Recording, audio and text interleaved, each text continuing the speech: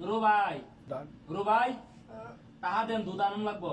আজ বড় দিতেছি যাও না তোর ওরা বড় বড় করে দিন শেষ হইব নুরু ভাই নুরু ভাই কি দিছে ভাই গ্যাস শেষ দাও ভাই তোরা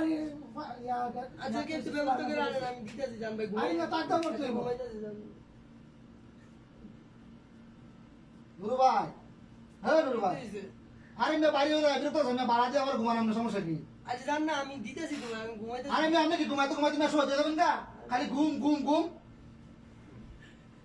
এই নুরু